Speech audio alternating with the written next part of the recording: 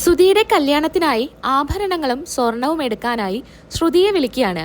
അങ്ങനെ ശ്രുതിയെ വിളിച്ച് പറയുന്നുണ്ട്, നാളെ നമുക്ക് ഡ്രസ്സും ആഭരണങ്ങളും പോയി എടുക്കാം, നീ നേരത്തെ തന്നെ ഒരുങ്ങി വരണമെന്ന് പറയാണ്.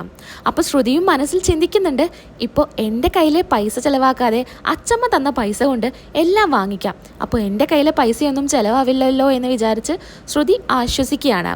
അങ്ങനെ എല്ലാം പ്ലാൻ ചെയ്തിരിക്കുമ്പോഴാണ് സച്ചി പോലീസ് സ്റ്റേഷനിൽ നിന്ന് ഇറങ്ങുന്നത്. വർഷയുടെ സഹായത്തോടെ ശ്രീകാന്തും രേവതിയും ദേവികയും ചേർന്ന് സച്ചിയെ പോലീസ് സ്റ്റേഷനിൽ നിന്ന് നേരെ വീട്ടിലോട്ട് കൊണ്ടുവരികയാണ്. സച്ചിയെ താങ്ങിപ്പിടിച്ച് കൊണ്ടുവരുന്ന രേവതിയെ കണ്ടപ്പോൾ പെട്ടെന്ന് തന്നെ രവി ഓടിച്ചെല്ലാണ്. എന്ത് പറ്റി മോനെ, എന്താ മോളെ പറ്റിയത്, സച്ചിക്ക് എന്താ പറ്റിയത് എന്ന് ചോദിക്കുകയാണ്. അപ്പോൾ ആരും ഒന്നും പറയുന്നില്ല. അതിനുശേഷം ഉള്ളിലോട്ട് വന്നതിന് ശേഷം കാര്യങ്ങളൊക്കെ പറയാണ്. ഇന്ന രീതിയിൽ കഞ്ചാവ് വണ്ടിയിലുണ്ടായിരുന്നു, അങ്ങനെ പോലീസ് പിടിച്ചു, ചോദിക്കാൻ ചെന്നപ്പോൾ ഇതൊക്കെ നടന്നു എന്ന് രവിയോട് പറയും. അതിനുശേഷം സച്ചി പറയുന്നുണ്ട്, അച്ഛ എൻ്റെ വണ്ടി പോലീസ് സ്റ്റേഷനിലാണ്, അത് ഇറക്കണമെങ്കിൽ 1,00,000 രൂപ കൊടുക്കണം, എന്നാൽ മാത്രമേ എനിക്ക് വണ്ടി ഇറക്കാൻ സാധിക്കൂ, വണ്ടി ഇറക്കിയില്ല എന്നുണ്ടെങ്കിൽ നമ്മുടെ എല്ലാം കാര്യം പോക്കാണ്, ലോൺ അടയ്ക്കാനുണ്ട്, അച്ഛനറിയാലോ എല്ലാ കാര്യങ്ങളും, അപ്പോൾ വണ്ടി എനിക്ക് എത്രയും പെട്ടെന്ന് ഇറക്കണമെന്ന് പറയാണ്. അതിന് എൻ്റെ കയ്യിൽ 1 രൂപ പോലും ഇല്ല, അച്ഛനൊക്കെ സഹായിച്ചാൽ മാത്രമേ എനിക്കത് ഇറക്കാൻ പറ്റൂ എന്ന് പറയാണ്. ഇത് കേൾക്കുമ്പോൾ ചന്ദ്രയ്ക്ക് അങ്ങനെ അങ്ങ് പിടിക്കുന്നില്ല. അതിനുശേഷം ശ്രീകാന്ത് പറയുന്നുണ്ട്, ഏട്ടാ എൻ്റെ ബൈക്ക് പണയം വെച്ചിട്ടുണ്ടെങ്കിൽ ഏകദേശം 50,000 രൂപ കിട്ടും, അത് എന്താ ചേട്ടാ എടുത്തോ എന്ന് പറയാണ്. അപ്പോൾ രവി പറയുന്നുണ്ട്, അയ്യോ മോനെ അതൊന്നും വേണ്ട, നമുക്ക് വേറെ എന്തെങ്കിലും ചെയ്യാം എന്ന് പറയാണ്. ഇത് കേട്ട് രവി പറയുന്നുണ്ട്, അച്ചമ്മ തന്ന ആ 2 ലക്ഷത്തിൽ 1,00,000 രൂപ ഈ സച്ചിക്ക് കൊടുക്കുകയെന്ന് ചന്ദ്രയോട് പറയാണ്. ഇത് കേൾക്കുമ്പോൾ തന്നെ ചന്ദ്രയ്ക്കാകെ ദേഷ്യം വരികയാണ്.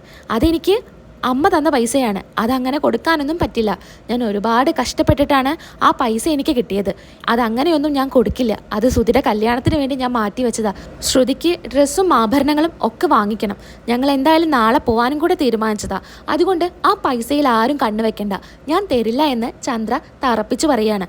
ഇത് കേൾക്കുന്ന സച്ചി പറയുന്നുണ്ട്, എൻ്റെ അച്ഛമ്മയുടെ പണമാണത്, അത് എനിക്ക് അവകാശപ്പെട്ടതാണെന്ന് പറയാണ്. അതങ്ങനെ നിനക്ക് അവകാശപ്പെട്ടതാവുക, ഞാൻ ചാണകം വരെ വാരിയിട്ടാണ് എനിക്ക് ആ പണം കിട്ടിയത്, അത് നിനക്ക് അവകാശപ്പെട്ടതല്ല, അത് എനിക്ക് അവകാശപ്പെട്ടതാ, അത് എൻ്റെ മോൻ്റെ കല്യാണ ചെലവിനുള്ളതാണെന്ന് പറയാണ്. അല്ലെങ്കിലും നിന്റെ ആ വണ്ടി ഇറങ്ങിയ പിന്നെയാണ് ഈ വീട് മൊത്തം നശിച്ചത്, മാത്രമല്ല നീ കല്യാണം കഴിച്ച സമയം ശരിയല്ല, അതുകൊണ്ടും കൂടിയാണ്, ഇവള് വന്നു കയറിയ മുതലേ തന്നെ ഇവിടെ പ്രശ്നങ്ങളാണ്.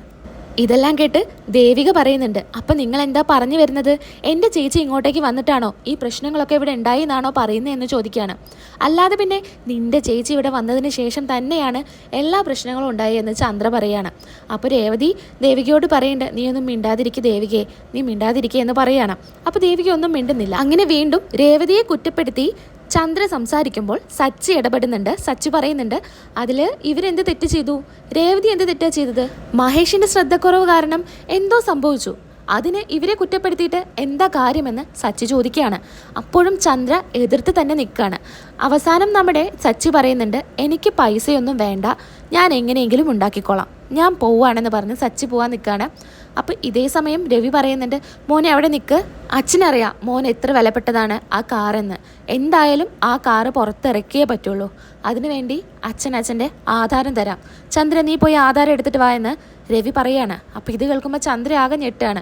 അപ്പോൾ സച്ചിയും പറയുന്നുണ്ട്, അതൊന്നും വേണ്ട അച്ഛാ, ഞാൻ എന്താ അച്ഛാ ചെയ്തോളാം, പിന്നെ ശ്രീകാന്തിൻ്റെ ബൈക്ക് പണയം വെച്ച് 50,000 കിട്ടുമല്ലോ, ഞാൻ എങ്ങനെയെങ്കിലുമൊക്കെ സംഘടിപ്പിച്ചോളാം എന്ന് പറയാണ്.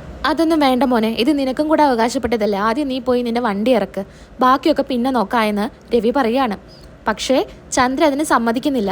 നിനക്ക് ആധാരം കൊടുക്കാൻ പറ്റില്ലെങ്കിൽ അമ്മ തന്നതിൽ നിന്ന് 1,00,000 രൂപ സച്ചിക്ക് കൊടുക്കുക എന്ന് പറയാണ്. അങ്ങനെ പ്രാഗി പറഞ്ഞ് 1,00,000 രൂപ എടുത്തു കൊണ്ടുവന്ന് കൊടുക്കുക. അങ്ങനെ പണവുമായിട്ട് നേരെ പോകുന്നത് പോലീസ് സ്റ്റേഷനിലോട്ടാണ്. സച്ചിക്ക് ഒരു നിമിഷം മുൻപേ ആ വണ്ടി ഇറക്കണം, അത്രേ ചിന്തയുള്ളൂ.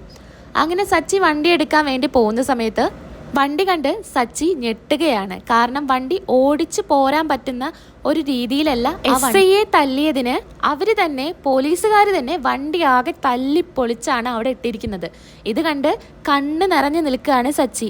എൻ്റെ വണ്ടി അത്രയും അവൻ്റെ വണ്ടി സൂക്ഷിക്കുന്ന വണ്ടിയാണ്, അപ്പം അത് അങ്ങനെ കാണുമ്പോഴുള്ള വിഷമാണ് സച്ചിക്ക്.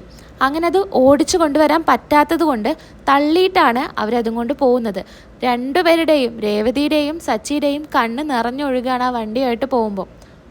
അങ്ങനെ മഹേഷ് ചോദിക്കുന്നുണ്ട്, എന്തിനാടാ എന്നെ അവർ തല്ലിയപ്പോൾ നീ അവരെ തല്ലാൻ നിന്നത്, അതുകൊണ്ടല്ലേ ഇങ്ങനെയൊക്കെ ഉണ്ടായത്, അപ്പോൾ പറയുന്നുണ്ട്, നീ എൻ്റെ ഫ്രണ്ടാണ്, എൻ്റെ ഫ്രണ്ടിനെ അങ്ങനെ തല്ലുമ്പോൾ എനിക്ക് കണ്ടുകൊണ്ട് നിൽക്കാൻ പറ്റുമോടാ എന്ന് പറയുന്നുണ്ട്.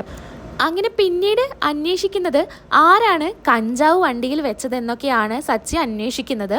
എങ്ങനെയാണ് ഇങ്ങനെയൊക്കെ പ്രശ്നങ്ങൾ വരാനുള്ള കാരണങ്ങളൊക്കെ അന്വേഷിച്ച് അതിൻ്റെ പുറകിൽ നടക്കുകയാണ് സച്ചി.